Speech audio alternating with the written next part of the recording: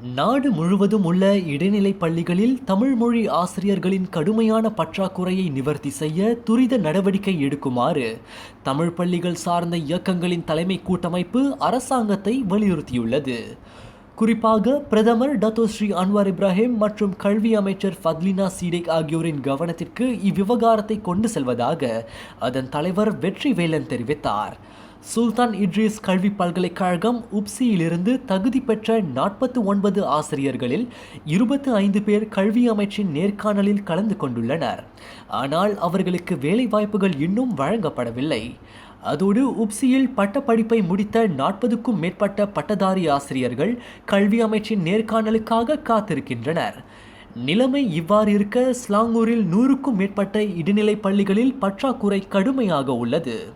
குறிப்பாக சுங்காய் லாங் இடைநிலைப் பள்ளியின் பிரச்சனை மிகவும் தீவிரமானதாக இருப்பதால் அது அவசரமாக கவனிக்கப்பட வேண்டும். பள்ளி நிர்வாகம், மாவட்ட கல்வி அலுவலகம் மற்றும் மாநில கல்வி அமைச்சின் அதிகாரிகளின் பொறுப்பற்ற தன்மையால் அங்கு 150 இந்திய மாணவர்களின் தமிழ் கற்கும் உரிமை மறுக்கப்பட்டுள்ளது. சுங்காய்லாங் தமிழ் பள்ளியில் ஒரு பெரிய பிரச்சனை நடந்திருக்கு. 150 மாணவர்கள் இருக்காங்க. அங்கே 150 மாணவர்களில் வந்து டீச்சர் வந்து ஒரு ஒரு ஒரு ஆசிரியர் படித்து கொடுக்க ஆசிரியர் வந்து 2 வருஷத்துக்கு அன்பெய்ட் லீஃபில் போயிட்டாங்க. அன்பெய்ட் லீஃபில் போன பிறகு அவங்க என்ன செஞ்சுருக்கணும், அந்த ஹெட் மாஸ்டரு அவங்க ரிப்ளேஸ்மெண்ட் ஒரு ஆளை வச்சுட்டு தான் அவங்க செஞ்சுருக்கணும். அவங்களும் செய்யலை, ஸ்டேட்டு எஜுகேஷன் டிபார்ட்மெண்ட்டும் செய்யலை. அதனால் வந்து அங்கே பெரிய பிரச்சனையாச்சு. அது மட்டும் இல்லை, நான் என்ன செஞ்சேன், அன்றைக்கி ஃபர்ஸ்ட்லி நான் மினிஸ்டர் ஆஃப் எஜுகேஷனுக்கு மெசேஜ் போட்டேன்.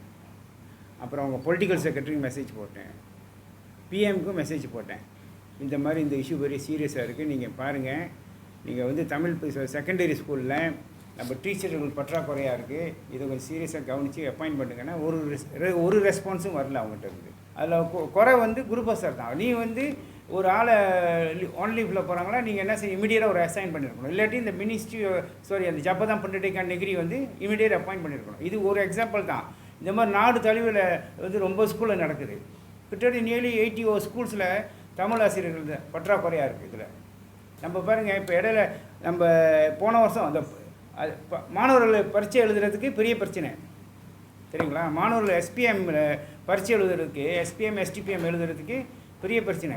அதனால் வந்து இன்றைக்கி ஒரே வழி, அந்த மினிஸ்டர் ஆஃப் எஜுகேஷன் இந்த விஷயத்துக்கு உடனடியாக தீர்வு கண்டால் தான் இந்த ஒரு சொல்யூஷனுக்கு நம்ம வர முடியும்.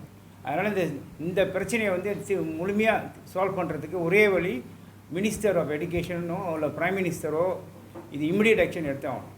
அதே சமயம் ஸ்லாங்கூரில் அதிக எண்ணிக்கையிலான இந்திய மாணவர்களை கொண்ட பண்டார் ரிங்சிங் இடைநிலைப்பள்ளி, ரேகோ Kajang இடைநிலைப்பள்ளி, bunting தலோ Dato இடைநிலைப்பள்ளி, bunting தலோ பங்லிமா Garang இடைநிலைப்பள்ளி, பண்டார் பந்திங் இடைநிலைப்பள்ளி ஆகிய 5 பள்ளிகளிலும் தமிழ் ஆசிரியர் பற்றாக்குறை பிரச்சினை நிலவுகிறது.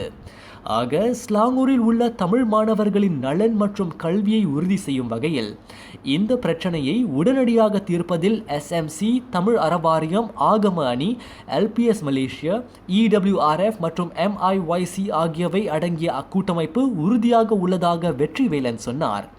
அப்பிரச்சனைக்கு விரைந்து தீர்வு காண்பது அவசியம் என குறிப்பிட்ட வெற்றிவேலன், அதிகாரத்துவ காலதாமதத்தால் நமது மாணவர்கள் பாதிக்கப்படக்கூடாது என்றும் வலியுறுத்தினார்.